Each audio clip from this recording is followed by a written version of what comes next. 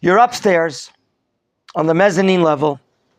Hashem has been teaching you Torah for the last 40 days. 40 days and 40 nights, lechem lo achal, mayim lo shata, no bread, no water, and so on and so forth. And then God says, get out of here. Lech reid. Okay? You know which pasuk I'm all talking about? Let's just notify ourselves where God says, Lech reid. There it is, verse 7, pasuk zayin. Ki shichet amecha. What was already delivered into the hands of Moshe when God says, go and go down? 2 tablets. 2 tablets. What is the origin, do you know, gentlemen, of these 2 stones? Where are they from? They're from God. Thank you. Question number 2. Who has done the carving in the stones with the letters of the 10 Commandments? Hashem. And right now they're in his hands. And God says to him, Lech reid, go down. Go down. Moshe Rabbeinu, if he wanted to, could he not have just left the 2 stones upstairs upon Mount Sinai? He could have left it there. He says, God, I'll be back. I'll come back. And why schlep it down? I'm going to have to come back. And there's a problem downstairs. I'm told that the nation is performing a sin, and so on and so forth. He doesn't do that. He walks down the mountain. He heard from God that the nation is building what? An egel. Okay? He hears from God exactly. Which verses do we see that? In verses 8. They've gone off of the derech. They're building an egel masecha. Vayishtachavulo. They're bowing down. Vayizbechulo. They're sacrificing to it. And so on. Gentlemen, Moshe, what does he do right away before he goes down?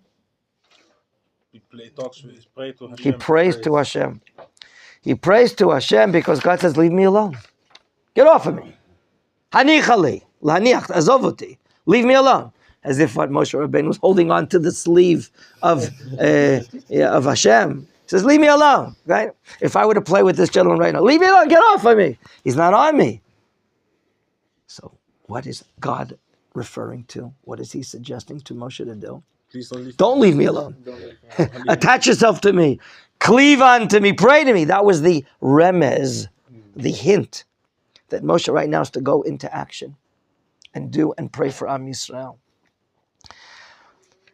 And then after the prayer, God is as if reconsidering. The prayer, as we explained in our share last Thursday afternoon, is uplifting all of Am Yisrael. Moshe Rabbeinu doesn't pray for himself. He prays for the nation.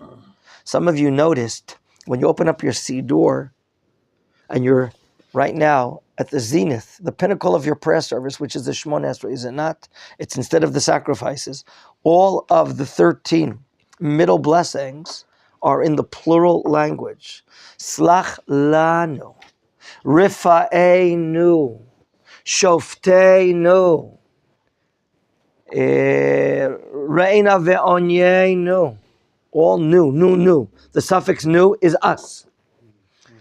Where did we learn how to pray? From Moshe Rabbeinu in the book of Deuteronomy. When Moshe Rabbeinu, in spite of the fact that he is the premier prophet, no one is like him and no one will ever be like him, he's not distinct, separate, disattached to the nation. He prays for the nation. And now the nation perhaps is on a new higher level. Fit for mercy. Fit for mercy. This section is taught to us in Masechet Rosh Hashanah that God enwrapped himself as if in a talit and taught Moshe Rabbeinu the Yud Gimel Midot, the 13 principles of Rachamim, of mercy. Now, these divine tablets, he goes down.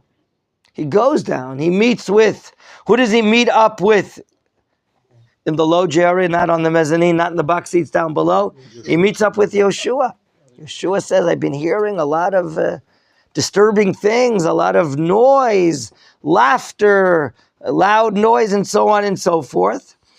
And Moshe says, maybe it's a stormy war is going on. No, it's not. And then he gets closer.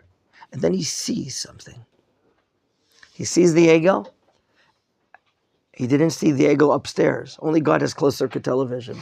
Moshe does not see the closed circuit television. And now he sees the egel. So why does he break it? He sees something he didn't see before. He also, when you see, there are several answers here. Why does he break now? Because until now, we only heard about a sin. When your eyes can see something, it has a greater impact on the nefesh. We know that. How we have to watch our eyes, have to be careful to put filters on our phones and so on and so forth. The things that we see can have a terrible impact. Hearing is one thing, but greater is seeing. That's one reason why he's full of what? Anger. It says, Vayicharaf Moshe in verse 19. And he throws from his hands the luchot and he breaks them. No, he doesn't consult with God. No, he doesn't get a green light from Hashem either. So one answer why he's breaking it, because he's taken.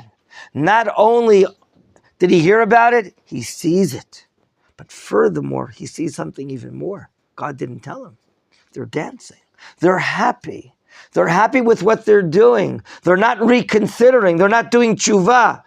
Not only are they doing or serving the ego, but they're dancing. Mecholot. But why does he break it? Why does he get angered? One great explanation, some of you heard it, I think you said it last Thursday afternoon in Shur. The Midrash says that Moshe wants to be the defense attorney of the Jewish people. Here's the contract. Here is the conditions of our agreement.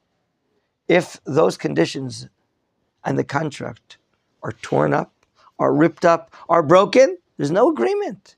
God cannot prosecute Am Yisrael if the luchot, the tablets with the 10 commandments, and some of you know, the 10 commandments, the utterances basically represent 613 mitzvot. One of our great scholars more than 1,000 years ago, Rabbeinu Saadia Gaon, he explains how everything comes out, all 613 come out of these 10 principles, all 613. There's a sefer on this. So basically, Moshe Rabbeinu is like the defense attorney and is ripping up the agreement. Therefore, God, you can't prosecute us. There's no agreement because I'm not delivering it to them. Nachon, they heard the 10 commandments, but when they see it in writing, they know that it's for all generations. God is now throwing it. In order to what? Defend the Jewish people. Why? And Moshe is tough. He's not a pushover like me or you. I'm sorry, I didn't mean that. Right? Moshe is tough. He says, God, you must, what? Forgive them. If not, I don't want to be included in your Torah. Mechenina, erase my name. Misifracha asher katafta, from your sefer that you wrote, if you're not going to forgive me. So there's this understanding that right now, the luchot have to be broken in order to defend the Jewish people. Another idea, some of you know, of course, it makes so much sense as well. We're not on a level. The nation's not on a level. If these few thousand people are violating such a severe violation, we're not on a level to be recipients of the 10 Commandments. Nachon, Moshe didn't ask God for a green light. But on the words, Asher, what does it say when he broke it? Where do we say the words Asher Shibarta? Do you see that somewhere? Where are the words Asher Shibarta?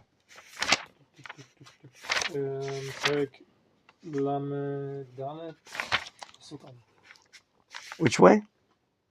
Lamedalet Aleph. Yefe, thank you. Kol hakavod, David Adler. It says at the end of verse 1, after this event happens, and after the tefillah happens, Hashem invites Moshe to come up again. Okay? And he says, we're going to write exactly the same things that were on the what? Al luchot harishonim asher shibarta. Oh boy, what's the matter? You can't write. We're going to write the same thing on the first luchot. What do I have to write the luchot that you wrote, that you broke? We know that you broke it. Rather, the Talmud says that after the fact, who gave the okay? Who gave the green light? Moshe, you did okay. Okay? Asher shibarta yishar kochacha. Yishar koch. That doesn't mean that God is Ashkenazi, but yishar kochacha asher shibarta. Asher shibarta, play on words.